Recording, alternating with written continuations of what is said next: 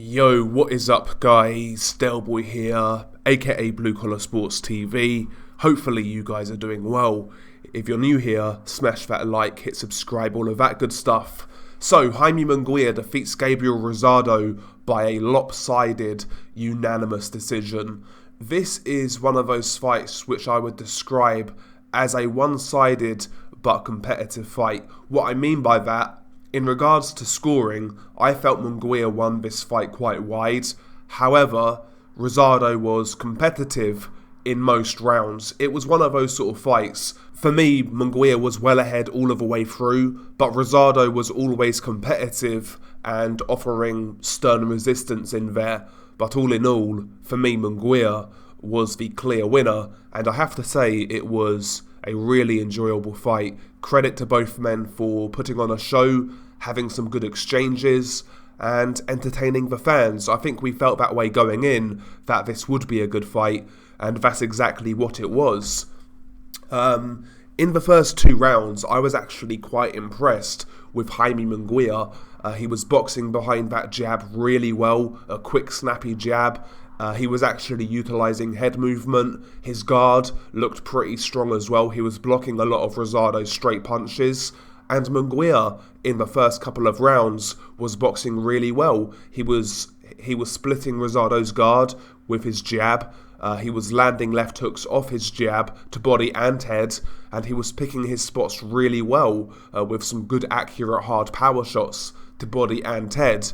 And yeah, in the first couple of rounds, you could see that Manguia and his trainer, Eric Morales, have been working on a lot in the gym, and I think we saw that in the first couple of rounds. However, that didn't last that long. Rosado had a much better round in the third round. Honestly, I still felt he lost the third round, but he was landing some really good jabs on Manguia and some good straight right hands, and he was fighting on more even terms. Manguia was still outworking Rosado, quite frankly, but Rosado was landing some really good shots, and he was punching with Manguia, and on occasion he was timing Manguia. In fact, in round 3, Rosado just missed with a huge shot, similar to the Melakuziev shot. Manguia basically just stepped in all reckless, and Rosado tried to time him with the overhand right, but he just missed. If that shot landed, who knows what would have happened, but Rosado had a much better round 3. Same as in round 4 as well.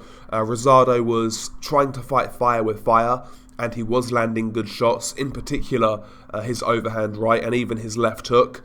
But, you know, in the exchanges, it was just Manguia throwing more shots. Manguia was just outworking Rosado in a bit of a tear-up. Same thing happening in round 5, both guys exchanging, but once again, it was Manguia who was throwing more shots. He had more variety in his punches, he was showing better hand speed, etc, etc. And that's one thing I do want to say about Manguia. I think in recent years, particularly since he's been with Eric Morales, Manguia's hand speed has got a lot better. And also another thing, when Manguia was getting caught flush in this fight, which happened quite regularly by the way, but when he was getting caught flush, Manguia on a lot of those shots was doing a good job of turning his head and rolling the shot. That's another thing he's improved on. Manguia's never going to be a defensively savvy fighter. You know, he's aggressive, he's always going to get hit, but he is doing a better job of rolling shots now when he does get hit, and I think we saw that in this fight. Round 6 I felt was a good round for Manguia, although Rosado finished the round really strong. Manguia came out, really pressured Rosado, landing to body and head, pushing Rosado back, and he was doing really well in the round, but Rosado came back towards the end and landed a series of hard right hands, which Manguia definitely felt. And after round 6, it kind of looked like Manguia was starting to tire ever so slightly. He wanted to take a few more breaks here and there. Again, he was still outworking Rosado in most of the rounds after round 6, but not quite to the extent he was previously. And it made for some really good rounds, some really good exchanges. Once again, Manguia, you know, he takes a lot of risks. He does get greedy at times with his combinations, and Rosado would take advantage of that. He would finish. So Manguia would throw a combination. He would get his own work off, and then Rosado would basically answer at the end of Manguia's combinations, and he would land some really good counters. One thing I will say, as this fight was playing out, I felt it was getting wider and wider for Manguia in terms of scoring. Rosado was still competitive, and Manguia was definitely tiring as this fight went on, and I was asking myself, why is Rosado not going to the body? He did occasionally, but he needed to be going to the body much more than he did. But yeah, rounds 6, 7, 8 and 9, while Rosado was very competitive, while he was making it very entertaining, I just felt Manguia was outworking him.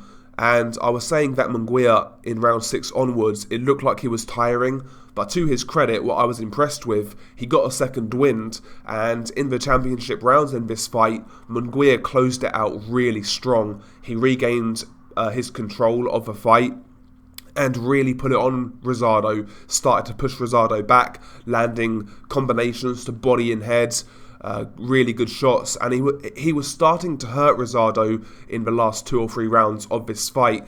Rosado's face was becoming more and more swollen, more and more marked up, his nose was bleeding, and Manguia really put it on Rosado in the last 2 or 3 rounds of this fight. So I was impressed with how Manguia finished this fight.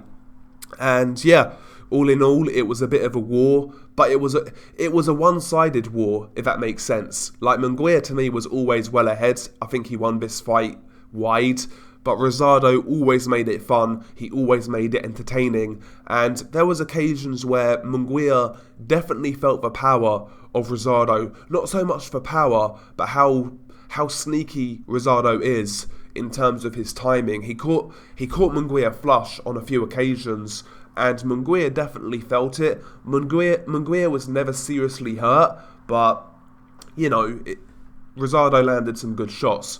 But all in all, Manguia won the unanimous decision, and rightly so in my opinion. He now moves to 38-0 with 30 knockouts, and we'll see where he goes next. I mean, at this point in time, I'd like to see Manguia fight one of the champions at 160.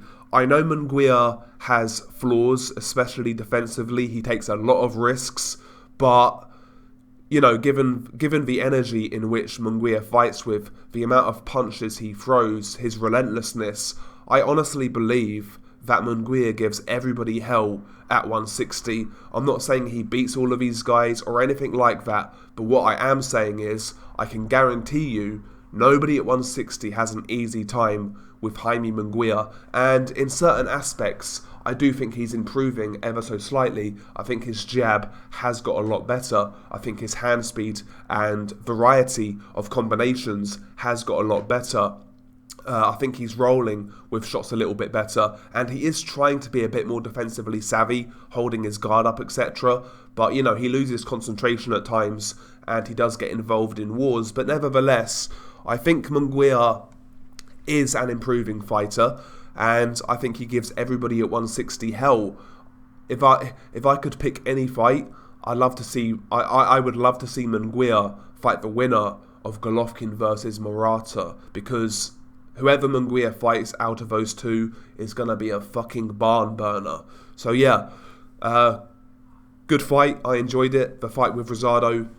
And like I said in my prediction, Jaime Munguia is becoming one of my favourite action fighters in the sport of boxing. I'm not going to miss this guy's fights. He's super entertaining to me. I like what he brings in the ring. And yeah, I'm enjoying Munguia's career, quite frankly. But hopefully next, he takes on one of the champions, the Golovkin Murata winner, even Demetrius Andrade. I think he gives Andrade hell. I really do. I mean, look at how Liam Williams was giving Andrade problems. Munguia fights in a similar fashion, but Munguia is much bigger, much stronger, throws a lot more punches, better variety, and I think, well, I know Munguia is tougher than Liam Williams. So, I'm telling you, Munguia would give Andrade hell, and that fight would be really close in my opinion. So I want to see Manguia fight Andrade. I want to see him fight the Golovkin Murata winner. But we'll see where he goes. But he's fucking fun to watch. I love watching this guy fight. Anyway, I'm rambling now and I feel a bit coldy, as you can hear. Yeah, share your thoughts below. It's been your guy Del Boy. Peace.